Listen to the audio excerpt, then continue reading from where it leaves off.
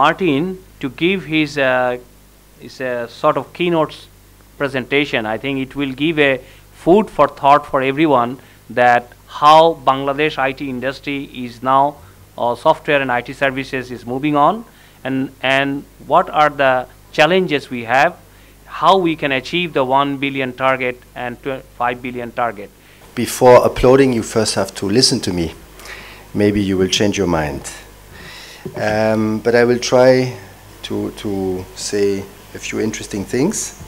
I will mix macro and micro because I think both are involved. Yesterday we had a very interesting session with Shaer and a few other colleagues on the market research part. I think here we've heard numbers floating, 5 billion, 50 billion, 3 billion, 1 billion, 2017, 2008. So a lot of uncertainty about these numbers. They are very important. These numbers are so big up there that they can be confusing, but the reality is 46 million Nepal Tiger IT and all the other contracts that have to contribute to this big number. So that's the reality of it, behind it. So I think it's really good to go down to the granular operational level to understand what it means to achieve this target. At the same time, it's very important to set ambitious targets that are aligned with the overall size of this offshoring business. So 5 billion in that sense is not an excessive target, but I think it's really important to break down that number year by year, what it means for the industry to achieve, and as a starting point to make sure you have the right foundation in terms of knowing, understanding what your baseline is and how you gather that data. And I think here the Lighthouse Castle methodology we heard yesterday in the market research presentation was very interesting, because you will not get that data from official sources, that's for sure. You will get it from the industry. So you have to have a partnership with the industry on providing the data, because it's not just about the overall numbers, the dry numbers, but it's behind it the fact that this is the Nepalese market, the fact that this is IT outsourcing or IT-enabled services.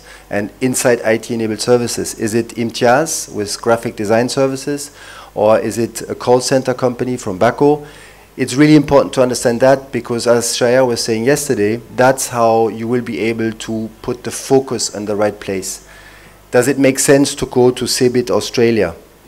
Does it make sense to go to GSMA in Barcelona? Does it make sense to have a B2B in Japan, and so on? You need the numbers behind that. If you don't have the numbers, it's all guesstimates and gut feeling and subjective decision making.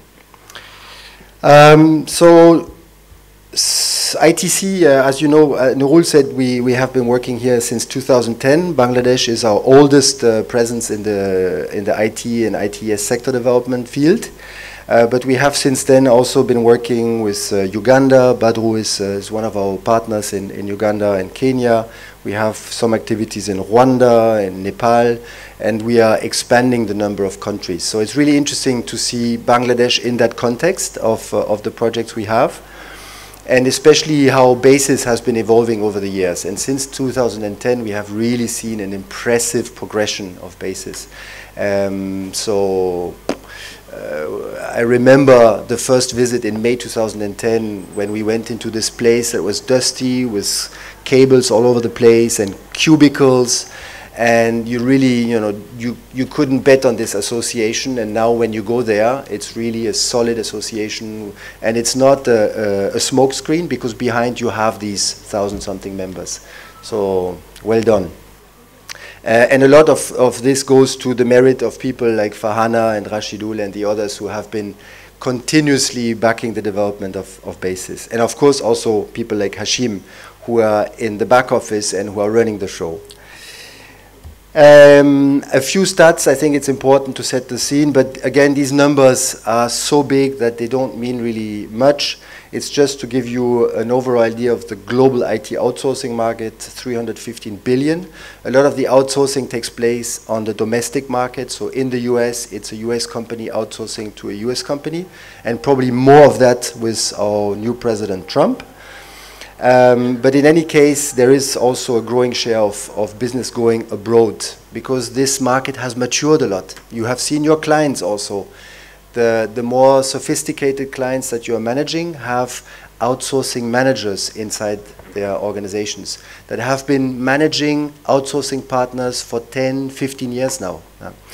There is behind this not just the cost. Cost is important, but there's also the fact there is a shortage of skills, especially in Europe. You've seen here the statistic put together by Capgemini, 250,000 IT skilled workers missing on these markets. So it's really a substantial advantage for you because a lot of the companies that are looking at offshoring, they're doing it because they want to find Java developers, people to set up mobile applications and that they cannot find in their markets. The software market also is massive. The software market here, it's the product topic because we always have this discussion between services and product exports. Reeve Systems is also a very successful company in Bangladesh, and their turf is not services, it's products. And so there is no limit to a Bangladeshi company to be able to export IT software products abroad, and I think they show the way here. And it's not only them. Yesterday I've spoken to a kind of startup, if you want, a very small new company that has developed a hospital management system. They have one deployment in Bangladesh, and over their network they managed to win a tender for a hospital deployment in Riyadh, Saudi Arabia. So if you think Bangladesh and Saudi Arabia, you don't think software. So I think it's a really great achievement for a company to have been successful on this market. And it's not only the big players who can do this, it's also the small ones. And we have now a venture capital company from Taiwan that is listening to pitches, not from your startups, but from mature companies that are doing services, but also products, and that have the guts to stand in front of a 25-year-old guy who is working for this venture capital firm and to pitch 5 minutes for their product. And I think that's the way to go. For those of you who have products in the pipeline, don't, hype yourself with the local market. If you want to go abroad, you have to get a validation of the validity of the value of this product from the perspective of the foreign market. We had someone from Sri Lanka here, and Mangala, who is the CEO of Kalse. It's a size about Shaya's company, Nasenia, and he's also part of Slascom, the local IT association there. I think what was really interesting in Sri Lanka when I went there is to discover 4 guys in a flat that are running a SaaS service that is called HiVeg, and that provides an online billing solution, and they are monetizing it $9.99 per month with thousands of users, and it's just money coming in like this. But if you look at the product itself, hiveg.com, H-I-V-E-A-G-E, it looks like a Silicon Valley product. Yeah, so I think this is the kind of standards that you have to match. Okay, more figures. What is interesting here is that it's growing, so that's good news. And it's also the different segments. Hardware, we are not interested, although there are some hardware exports from Bangladesh, which is great. But we are more interested in software and IT services. And you see that this is also a market that is fairly stable in terms of its distribution. But software is 20% of that global IT expenditure. So it is a really interesting market to tap into. In terms of the geographic distribution, of course, North America rules, and that's your primary market. But then look at all those other markets. Yes, there is Western Europe. That's what we have been putting the focus on with NTF. But there are also other markets like Asia Pacific, Latin America, Middle East, Central and Eastern Europe, Middle East and Africa. And actually, these small parts of the pie chart is where you have a terrific development potential. SSL Wireless was telling me yesterday about this market that they had won for a national wallet system in Kurdistan, Iraq. This is not North America or Western Europe or Asia Pacific. These are emerging, developing markets where what you have been testing here and the kind of cost base that you have in Bangladesh is very relevant for a lot of these countries. So of course we come from Geneva and we target on the European market, but I think there's really a lot of growth potential for partnerships in developing markets. And so Rashidul here has been leading the way for bases in Africa, establishing bridges between Kenya, Uganda, and Bangladesh. And I think it's really something you have to continue. And I think your president, the new president of bases, is very much aligned with this, putting the focus on emerging markets. And then here, more statistics. Yeah, so the share between ITO and BPO. In Bangladesh, export-wise, the official statistics say that there are more BPO exports than IT exports. I don't know. I think that would be really interesting to deconstruct this and see what are the companies behind this claim of 56% versus 44%. But you see here on the global scale, it's really IT outsourcing that is dominating. Here, this is the map of the top destinations with A.T. Kearney. And what is interesting is it's an old news. Yeah, so Poland, by the way, is not number 1, it's number 10. What is interesting is that there are a lot of countries competing. Yeah? So the A.T. Kearney list, for instance, is 50 plus countries. And you have a very strong competition. So amateurism is not an option. There are countries that have been really developing very fast. If you think Philippines, they have moved up to 15 billion exports. They are now challenged because of their political situation. You know, there are seminars organized by Everest, the consultancy, and others to say what's the impact on the business and the related opportunities of what's happening in the Philippines with their strange president. You know, Trump is a Boy Scout in comparison. So I think here that's really interesting to see that there is a market that is very competitive, but with lots of promises, and it's about being sober about what your position is really on the market. If you look at Vietnam, for instance, Vietnam has 3.5 billion of exports. They have a company, I think they are called FTP or FPT, I don't remember always the acronym, but this company has 15,000 staff members. Yeah. So 3.5 billion, and you have a market leader with 15,000 members, staff members, mostly developers. Sri Lanka, less than 1 billion. They have Virtusa, it's 3,500 people, software developers. Yeah. So I think it's important to be sober in the numbers that you are putting out there, because they have to be sustained for the international market. Here, this is the export session. It's not about the domestic market. The domestic market ticks differently, but the export market is very sober and it's data-based. It's data-driven, and if you claim things that are then very easily deconstructed by the facts on the ground, you will not be taken seriously.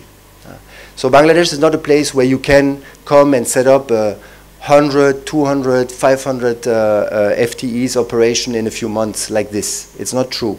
So it has to be, it's really important, I think, what I've seen over the last years is to be very honest about this positioning. Main players in the private sector, so you know the role of the Indians here is very substantial. So what is important, I think, is to say that below this radar of the major players, there is thousands of players like the members of bases that are export-oriented all over the world, and that really what I've seen in terms of Bangladesh, what makes you special is that you are very cost competitive, and you have a supply of skills coming to the market that is substantial. But everyone agrees to say it's not 8,000 or 10,000 a year. So why don't you say, you know, you have a pyramid, a quality pyramid. The tip of the pyramid is Buets and the likes, and that's what you have to say. Because when you move around the floor, a lot of companies say it's really difficult to find good qualified HR that are easy to integrate into the company. So it's important to be honest about this as well, and not say we have 8,000 people coming into the market every year, IT engineers and so on. Because still, you have so many more than most places. I was in Senegal recently. Senegal is also in the French-speaking market an outsourcing player, and they have a couple of hundred IT engineers every year coming onto the market. So you see, you have just a competitive advantage, but be realistic about it. Also, in terms of the coordination of all players, it's really an issue, and it's a little bit, I mean, it's probably the challenge for the next few years for the new board, is to be really able to integrate all the players.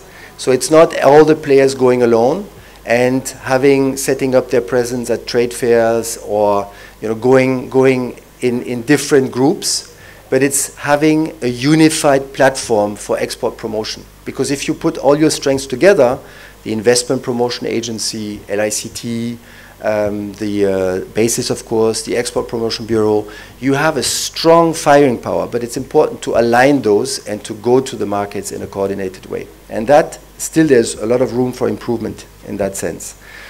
And so our contribution over the last few years, as a finishing slide, we go down to the very granular level, to the micro numbers, is 17 B2B events. So that's what we have been able to contribute, no more, no less.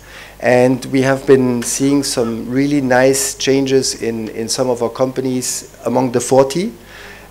Some others have disengaged because they were busy on the domestic market, and we understand that because there is a great potential on the domestic market. But there is a group of maybe 10, 15 companies that really have been growing over the last years, and it would be very nice to give these companies more support. I don't know if cash incentives is the way to go, but I think certainly for you to go to the next level is to have a presence in your key markets. As long as you have no business development taking place in your key markets, you will be hopping from one project to the other, and when there is no project, then you have to lay off staff and you have to reconstruct everything.